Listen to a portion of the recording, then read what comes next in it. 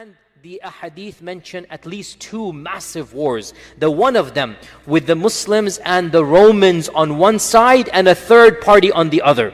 So the Muslims and the Bani al-Asfar or the Rum will be on one side, and there will be a common enemy on the other side. And this will be a massive war, and the Muslims and the Romans will be victorious. Then soon after this one, there will be inner fighting between the Rum and the Muslims, and there will then be yet another massive war between these two groups. Around this time or shortly after, now the people, the Muslims know Dajjal is about to come, the signs are there. So anytime something happens, there will be rumors, Dajjal is out, Dajjal is out. And most of these rumors obviously will be false because he's only going to come once. And during one particular time frame, according to one narration, after the conquest of Constantinople, and this is slightly problematic as we're going to come to, the rumor will come that Dajjal has come. So they will come back to their base, and their base is where? Where will their base be? Damascus, Bilad al-Sham, overall, and Damashq, Bilad al-Sham. That will be their base, Bilad al-Sham. They will rush back to Damashq, and they will find out the rumors are false, and within a day or two or a short period of time, actually Dajjal will come. So when they find the rumors to be false, now Dajjal has actually come down. And once the Dajjal will come, he will spend, as the Prophet said, 40 days, if you want to interpret it literally. Because here's again, this is one of those ahadith, even the Sahaba were cryptic, mystified. What do you mean? Is that day a day, an actual year or whatnot? If you want to interpret it ala zahiri, upon its actual time, then in reality the Dajjal will be here for around 2.5 years. Around, sorry, not 2.5. A year and 2.5 months, sorry. A year and 2.5 months. If you want to say the first day is 1 year, the second day is 1 month, the third day is 1 week, and then the rest of the 37 days is 37 days. If you interpret it like that, then the Dajjal will be on this earth for around a year and 2.5 months. Not a too long period, but it will be the worst wars known to man. And nobody will be able to kill Dajjal, even though they might kill some of Dajjal's forces, as we said. But Dajjal himself will not be able to be killed. And after a year and 2.5 months, when the Mahdi is leading Salat al-Fajr in Damascus, in the Umayyad Mosque, Isa will come down towards the end of times, and Isa will then lead Salat al-Fajr. Sorry, Isa will come down at Salat al-Fajr time. He will tell the Mahdi to lead Salat al-Fajr, and then that army will, within a day or two, as soon as Isa comes, the Prophet said he will make for him like a spear makes for its target. He will rush towards the Dajjal. As soon as Isa comes down, after Salat al-Fajr, they will rush towards the Dajjal, and Damascus to Jerusalem in that time frame might even be done in an hour or definitely within a day or two. So as soon as Isa comes, that tribulation will be gone with, because Dajjal will be killed, and all of those who are still fighting at this point in time, if you are still fighting on the side of Dajjal, there is no hope for you. You will not be saved, because the signs are too clear, as we said. You have chosen darkness over light. You have chosen evil over truth. So there will be no hope for you. And there's a very interesting narration that some have made authentic, and I mentioned it briefly. I want to pause here and mention it again. This is a hadith in Abu Dawood and Muslim Imam Ahmad. And the scholars have differed, is it authentic or not? Shaykh al-Albani makes it authentic, and others make it slightly weak. The hadith goes as follows, narrated from Mu'adh ibn Jabal. عمران بيت المقدس خراب يثرب وخراب يثرب خروج الملحمة وخروج الملحمة فتح القسطنطينية وفتح القسطنطينية خروج الدجال. So a number of things are mentioned one after the other. Number one, the building up of the Bayt al-Maqdis is the destruction of Medina. He called it Yathrib. And number one. Number two, the destruction of Yathrib is the beginning of the civil wars, the Malhama, the Armageddon. Number three, the Armageddon is the beginning of the conquest of Constantinople. And number four, the conquest of Constantinople is the coming of Dajjal. Okay? Now, this hadith, if it is authentic, it raises the issue which is slightly problematic, and that is Umranu Bayt al-Maqdis kharabu Yathrib. The building up of Bayt al-Maqdis is the destruction or the demolition of Yathrib. And this is problematic insofar as the traditions mention, as we're going to come to, if not today, then next Wednesday inshallah, that Yathrib or Medina will be destroyed after Ya'juj and Ma'juj. So how then can, before Dajjal, Medina be destroyed? Do you understand the problem? Baytul Maqdis being constructed is the destruction of Yathrib. One way to interpret this is, firstly, what is the construction of Baytul Maqdis? Imranu Baytul Maqdis. This clearly means that Baytul Maqdis, Jerusalem, Aqsa, is becoming either one of two interpretations, either a civilization, pay heed in light of what is happening, or a Muslim civilization. Because Imran means to build.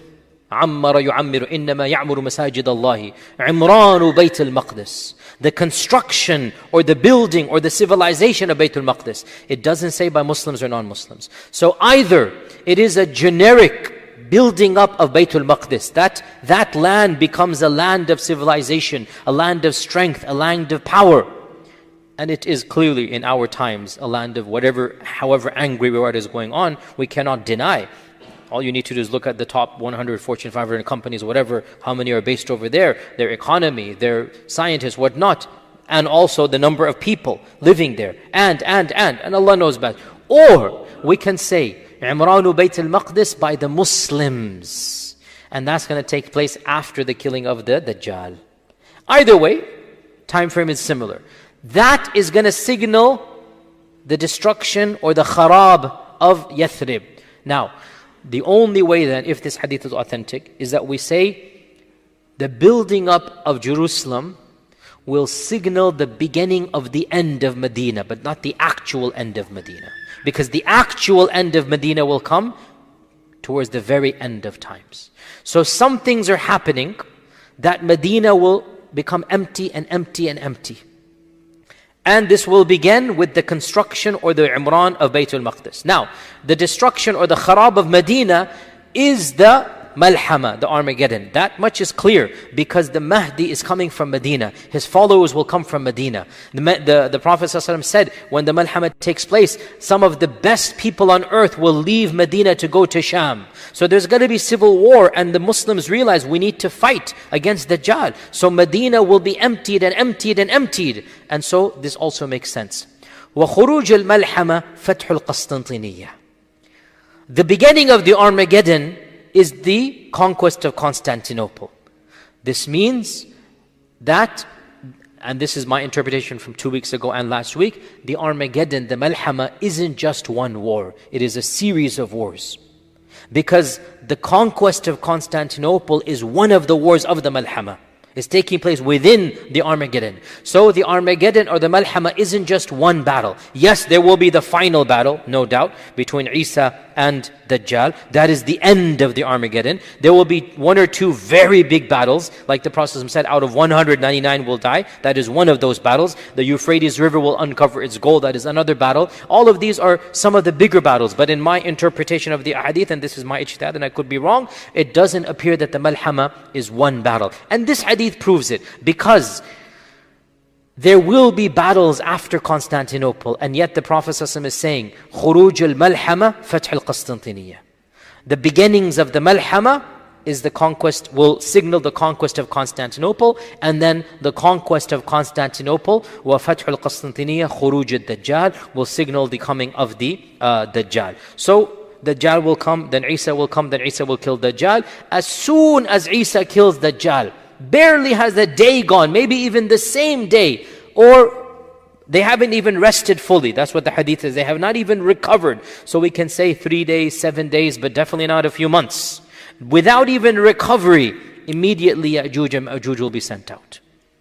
And that is when Allah will inspire Isa, that a group of creation, ibada li, and this is a very key phrase here, one of my creations have come out. Some of my creation. What are they? As we said, we don't know. There is no human power that can fight them. This is what the hadith says.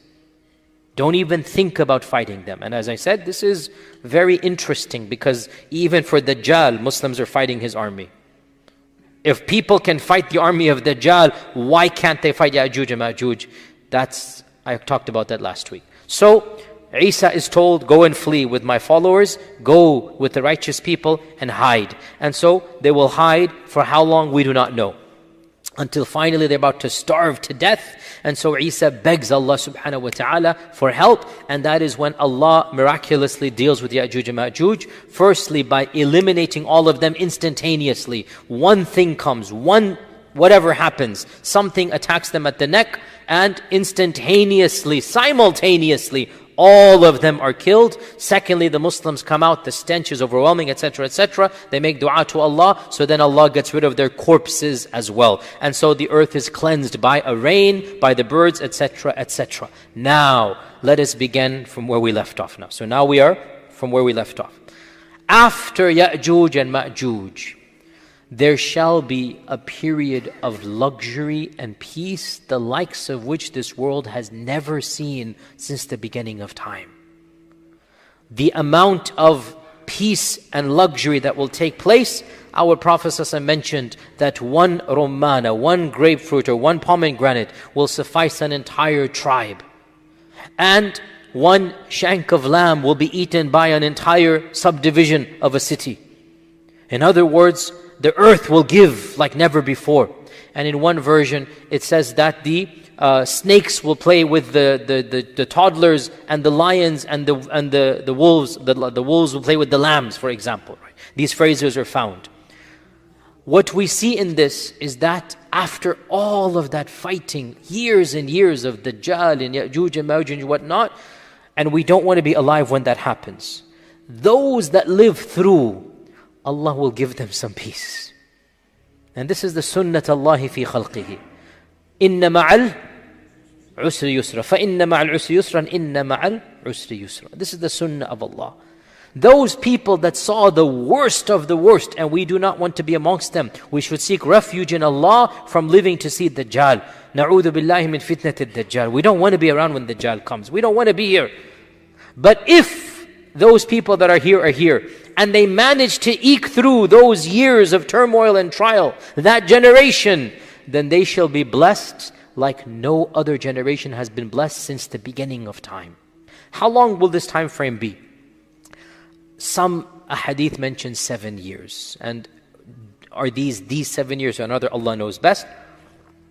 But there will be a few years. And this is proven by our Prophet ﷺ saying, Wallahi, he gave a qasam to Allah. You shall perform Hajj and Umrah to the Kaaba even after Ya'juj and Ma'juj. That's these years now. Now the fact that you're performing Hajj, and is performing, means there's more than one Hajj. For a few years, there shall be peace in this world. No fighting. No two people will fight one another. Can you believe? That has never happened since Habil and Qabil. Has never happened. But Allah will bless those people when they have seen how evil war is. For those years, no two people will ever have an argument.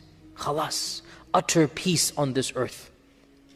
Now, unfortunately, what we learn with that peace and stability, some people's hearts, or maybe the next generation that is born or whatnot, their hearts will become hard and lack iman. And we'll explain why in a while. But these years will be the best years of all of mankind, but we don't want to live to see them because we have to go through something to see them. And eventually, something will happen. Isa will either die or whatnot, or Mahdi will die. We don't know when, by the way. And by the way, there are legends found that Isa, we can say sallallahu alaihi wasallam for Isa, we can say rahimahullah ta'ala. All of this is allowed for Isa and for any righteous person, by the way. Isa, rahimahullah ta'ala, and sallallahu alaihi wasallam, no problem, shall, according to some reports, die a natural death and be buried in the hijr of the Prophet sallallahu alaihi wasallam in Medina. Where do we get this from? By the way, this is not an authentic hadith, but there are such a hadith.